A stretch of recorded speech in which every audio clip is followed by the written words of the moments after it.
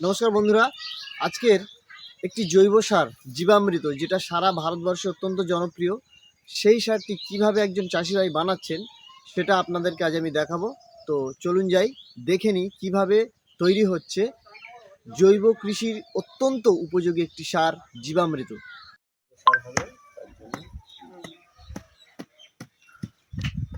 তো এই যে বোতলটি দেখতে পাওয়া যাচ্ছে, এই বোতলে গোমূত্র আছে, গোবর আছে সামনে দেখতে পাচ্ছেন।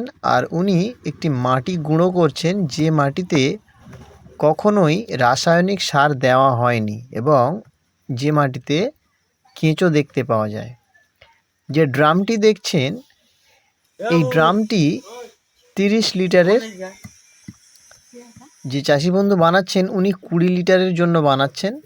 তো 20 লিটার বানাতে গেলে লাগে 20 লিটার জল, 1 লিটার গোমূত্র, 1 কেজি গোবর, 300 থেকে 500 গ্রাম ওই যে মাটিটার কথা বললাম সেই মাটি, 200 গ্রাম চিটে গুড়। এই জিনিসগুলো লাগবে, আর তার সঙ্গে লাগবে 200 গ্রাম বেসন। এবার দেখা যাক, আমরা দেখে নেব উনি কীভাবে করছেন।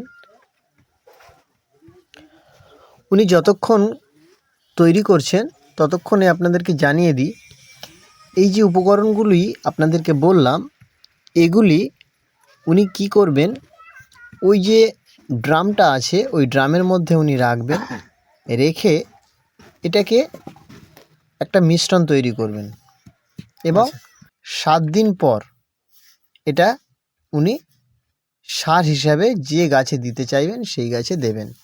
এবং এর জন্য কি করবেন, উনি প্রতিদিন সকাল এবং বিকেলবেলা 70 বার ঘড়ির কাঁটার দিকে এবং 70 বার ঘড়ির কাঁটার বিপরীত দিকে এই মিশ্রণটিকে উনি ভালো করে ঘাঁটবেন।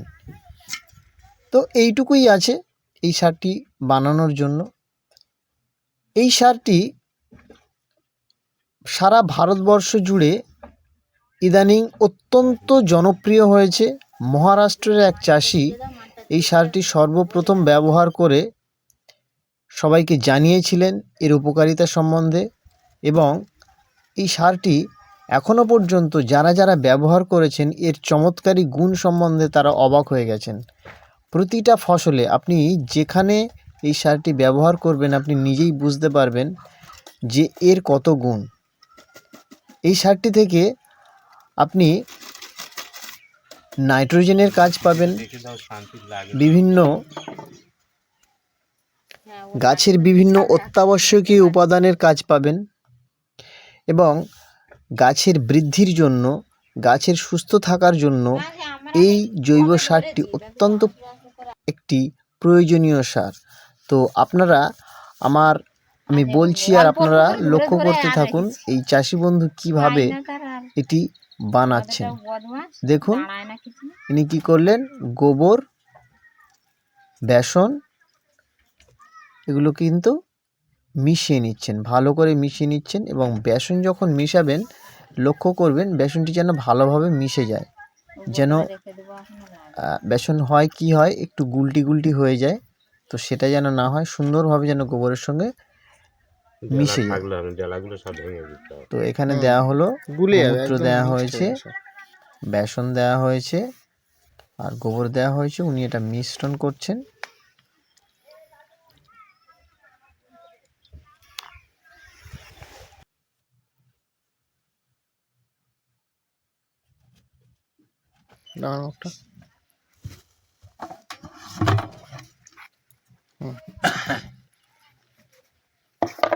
দেখুন একদম সুন্দর করে ভালো করে মিশ্রণ করে নিচ্ছেন উনি।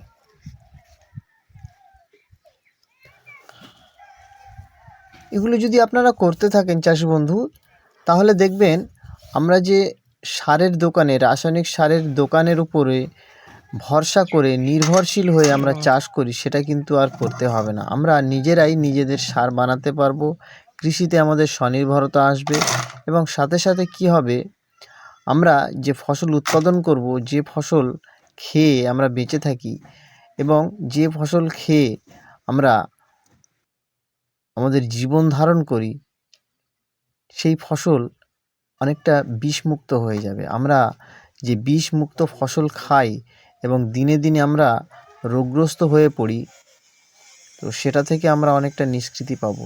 তো সেজন্য আমি চেষ্টা করলাম এই জৈব চাষি বন্ধুর কার্যকলাপ তুলে ধরার, যাতে আমরা আমাদের ভবিষ্যৎ প্রজন্মকে একটু বিষমুক্ত ফসল, বিষমুক্ত সবজি, বিষমুক্ত আহার তুলে দিতে পারি, সেই উদ্দেশ্যে। তো এভাবে সমস্ত চাষি বন্ধুদের আমি অনুরোধ করব, আপনারা রাসায়নিক সারের যে চক্র চলছে তার থেকে ফিরে আসুন এবং আগের দিনে যেভাবে চাষ হতো সেই চাষটাকে, সেই জৈব চাষটাকে আমরা আবার আপন করে নিয়ে কিভাবে আমাদের ভবিষ্যৎ প্রজন্মকে একটা সুস্থ প্রজন্ম বানাতে পারি, সেই পথে আমরা একে একে সামিল হই।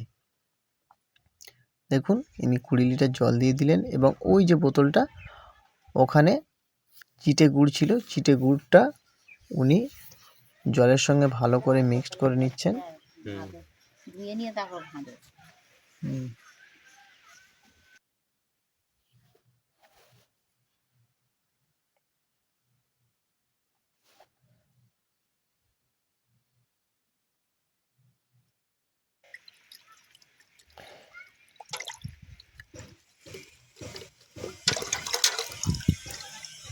এই চিটে গুড়টি একদম বোতলের মধ্যে লেগেছিল, ওই জন্য উনি ভালো করে ধুয়ে নিচ্ছেন, একটু যেন পড়ে না থাকে।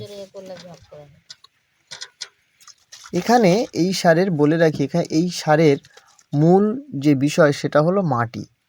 যে মাটিটা আমি প্রথমেই বলেছিলাম, যে মাটিটা সার মুক্ত হতে হবে, অর্থাৎ রাসায়নিক সার মুক্ত হতে হবে। তো ওই মাটির মধ্যে অনেক অণুজীব থাকে।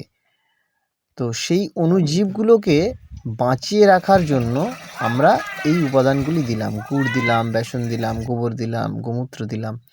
তো ওই জীবগুলোকে যদি আমরা বাঁচিয়ে রাখতে পারি, ওই জীবগুলোই যখন মাটিতে যাবে, সে মাটি থেকে যে আহার, গাছের আহার, সে সংগ্রহ করে গাছকে সরবরাহ করবে।